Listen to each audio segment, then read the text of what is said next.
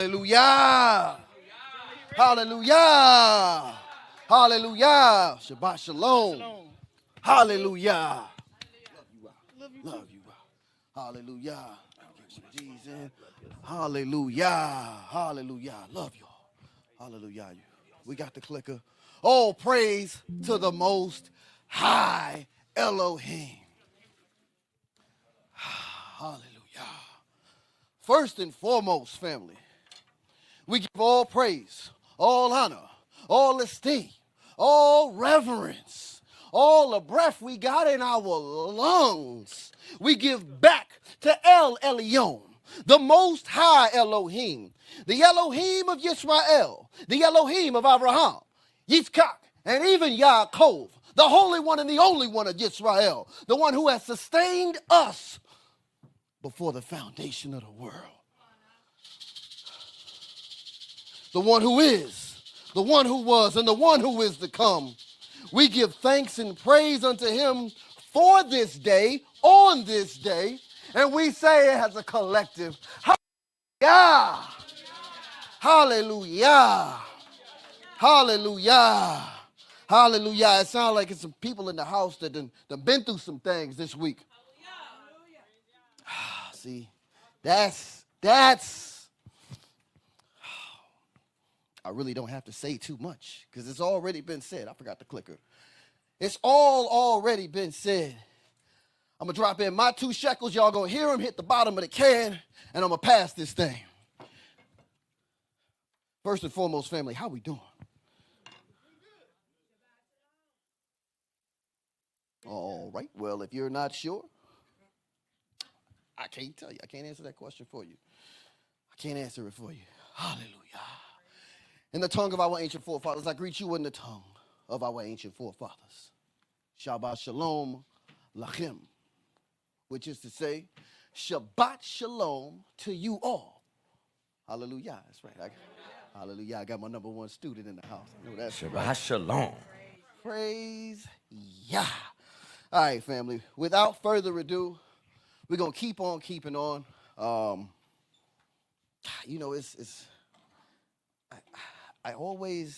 I get elated, but then I get upset. I don't know if y'all had this relationship with Yah, but it's a lot of times where it's like, oh, man, that's good. And then I get the confirmation from 2 or 3 witnesses. It's like, yeah, that's awesome. Praise Yah. Okay, this is the word. And then Yah says, okay, all right, now, in order for you to get up there and tell everybody about it, you got to go through it. The worst part. It's the best part, but it's the worst part. If you know, you know. Hallelujah. Am I too close? Do I need to zoom them? Okay. Yes, I'm too close. I need to back up. This is good? This is good. Y'all know I can't stand still. Praise Yah. Praise Yah. As you can see, I'm on one. But it's just another day, first and foremost. I still got breath in my lungs. I'm still standing. Oh, maybe y'all don't get it, but we'll go through it. All right. Pick up where we left off, right? The theme for this month, the 8th month or the 11th month if you're on the other calendar, is for those feeling forgotten. You are the branches. You're the ones that's supposed to bear the fruit. The vine does what it does, but it still needs the branches. I think I remember somebody saying that I could do nothing. Okay, all right. Somebody will get that later. We touched on the word chasah. Does anybody remember what that meant? There you go. Praise Yah. Praise Yah. Somebody can read. There's only one. Does somebody know what the word on the screen is? Batach. Now, it was translated as trust, but does anybody remember what that actually meant?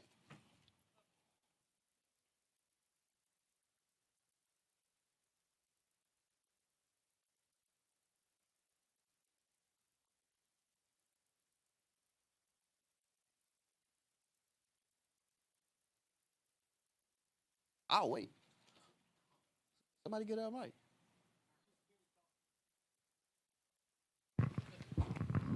Trusting in Yahweh. Praise Yah. Hallelujah. It meant to trust in Yah by knowing that he was our safe place, our safety, our security, the one who we could hide behind, right? This week's Hebrew word of the week, start with the English, meditate. Anybody familiar with that? Nobody's ever heard the word meditate before. Okay, all right, okay. I'm just, y'all asleep or what? What we doing? All right. Everybody in the spirit. Hallelujah.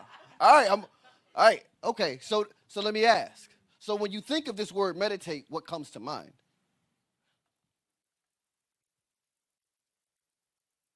Not you. You in my notes. Me personally. Being intimate with, go ahead. with Yah. Intimate. I like His that. word, meditating on his word. I like that, being intimate with Yah. Yes, he wraps his loving arms around you. Hallelujah. I like that. What you got, Mike? I rehearse situations Okay. and sometimes say them out loud and over again, and to see if I'm missing anything or something like that. Anybody else? Focused time with Yah. Okay. All right. I feel like you know too much. Go ahead. Reflection from, okay, yeah. Now, she's not going to want a mic anyway. It's all right, yo. She just goes, reflection. Right? You got to know those who labor among you, right? If I know my brother is the best one with the hammer, I'm going to hand him the hammer, and I'm going to stand back, tell him he can't do it. Best way to get the job done. Hey, he going to prove it. But it's that reflection, right? We've heard this word before, but now I'm going to ask y'all about the word on the other side of that hyphen there. Siyach. Have you ever heard that word before? Siyach. All right, so there's a couple words in the text translated as meditate. One of them, our brother Pastor Jay did an excellent job of bringing out. Was that last year or the year before last? Okay, Haggah, right? This is the other one, to meditate. Now, often in our Western society, when we think of the word meditate, think of a little dude sitting down, legs crossed. Is that what we should get in the text? Is that what we're doing here? That's what they do, but is that what we're supposed to do? All right, we'll give y'all some definitions and get out of the way. Siyach, can anybody read the screen? If not, I can read it for you. It's a little small. The Strong's definition. This word is a primitive root, but it simply means to ponder or by implication converse with oneself and hence aloud or transitively utter, commune, complain, declare, meditate, muse, pray, speak, or talk with. The Klein Biblical Dictionary says to put forth, to meditate, muse, commune, speak, complain, to ponder, sing. Very interesting. If I could say, I'm in a room full of people who know how to meditate. Maybe you don't know that that's what you've been doing, but if I could, I'm going to take down the veil. I would say my wife is probably the best at this, right? And I'm going to explain in a minute. She's looking like, you better make this sound good. This better be good. All right. Got the shin, the yod, and the het, right? The shin represents the pressing or the destruction or to separate something. The yod we often see as something that involves doing something, some form of work. And then there's the het, which means to separate, right? I'm going to touch back on all of those. Before I go any further, everything I'm about to say, well, not exactly the way I would say it, but not everything I'm about to say either. My brother Divine Prospect, or Dr. Ron Shields, for those of you who were here or who have heard or know who he is, did an excellent lecture on this subject. It goes way more in depth than I'm about to. It's titled Meditation by the Book. This slide will be in the email if you so desire to receive it. So now, I go back to my past and all of my learnings, right? One of the things I studied was memory. Anybody know who this dude is? Okay, so this guy is Jim Quick, Kwik. He's got like the world record for speed reading and like memory championships and all of that stuff under his belt. But what you're seeing on the screen is like 10 steps to a better memory. A better memory. All of these things that he says are the 10 essentials for this. There's one of these that's not like the other. Does anybody see it? Sorry, can you say it again? I can't hear you over the... Killing ants. Killing ants. Has anybody ever heard that phrase before? Not in the literal sense, but in the figurative sense that he's using. Ants refers to automatic negative thoughts. Anytime a negative thought pops up, you got to kill it. As I was listening, as we were meditating earlier, the concept of being close to Yah, right? See, sometimes he'll put you in a situation where you have no choice but to draw closer to him because you was over there doing your own thing, and I got to bring you back. You've been doing too good over at college. Now, I'm not going to send no money this week to see if you pick up the phone. It's for somebody. All right. I'll show y'all what I'm talking about. There's a bunch of scriptural references, but I'm going to go to Samuel Hirsch. This is his etymological biblical Hebrew dictionary. You got one of these, actually. So if you look at the entry for this, the first one here is growing. It's very interesting. That to me like stands out. And if you can, Genesis chapter 2, verse 5. Because that is the very first time that this word is used in the text. And I thought this was very interesting. Genesis chapter 2, verse 5. Uh-huh. And every plant of the field before it was in the earth, and every herb of the field before it grew, for Jehovah Elohim had not caused it to rain upon the earth, and there was not a man to till the ground. Does anybody hear the word meditate in that? Oh, right. Anybody hear the word Siyach in there? It was behind the text. The word for plant is that word right there. So it grows. It was something that grows. So when I look at that definition of spiritual growth,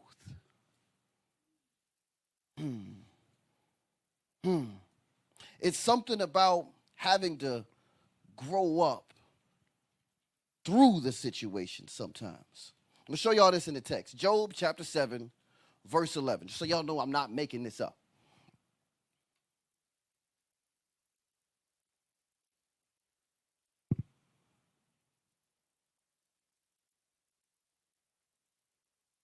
Seven 11.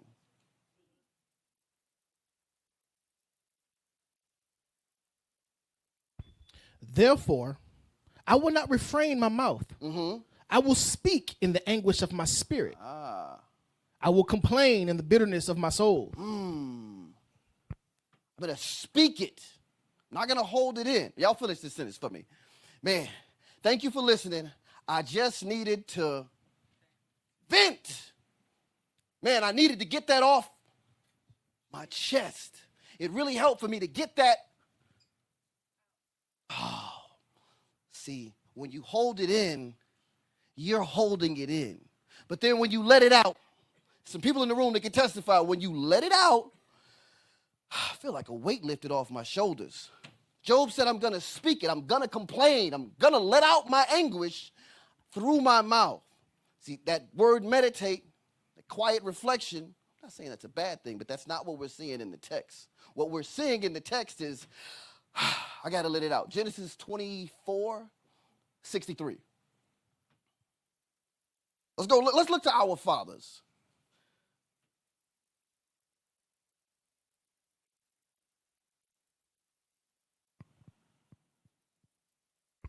Genesis 24, verse 63. And Isaac went out to meditate in the field at the eventide. And he lifted up his eyes and saw, and behold, the camels were coming. Y'all familiar with the situation? This is where he meets somebody who's read the Bible before. Rebecca, okay, all right, praise Yah. Right? It's got I can't just do it by myself. I need to make sure y'all are with me. Otherwise, I'm just talking. This is where he goes to meet Rebecca. And he's out in the field at the end of a long work day. And I'm sure for those of y'all who have had that long work day, we've had this moment where we're meditating on the way to the car. Man, I'll tell you what, if he come in there and say something stupid to me again tomorrow. Who was that? Who that? Right? We meditate often. Utter these things aloud. Aloud. The key part is that you have to open up your pay. Why is that? Why is that? Anybody? All right, I'm going to show you all. Show you better than I can explain to you. Psalm 77. Verse 1. In fact, before verse 1, do you have the King James with the annotations and all of that stuff? If you do, there should be a header on that one.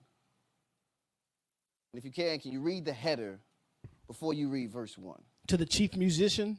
To the chief who? To the chief musician. Wait, this is a song? Yes. Okay, go on. To Jeduthun, a psalm of Asaph. I cried unto Elohim with my voice, even unto Elohim with my voice. And he gave ear unto me. Wait, he did what? He gave ear unto me. I was praising Yah. I cried unto Elohim with my voice. And he didn't say stop that? He gave ear unto me. Come on. In the day of my trouble, I sought Jehovah. I sought Adonai. My soul ran in the night. Hold on. Wait. In the day of my joy. In the day of my trouble. In the day of my joy. Trouble. My happiness. Trouble and anguish. In the day of my trouble, I sought Yah. Okay, come on. My soul ran in the night and ceased not. My soul refused to be comforted. Come on.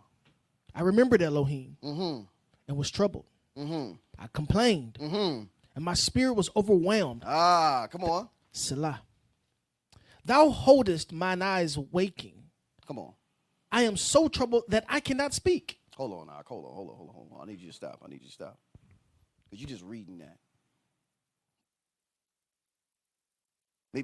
Maybe. See, when we go through it, it hit different, right?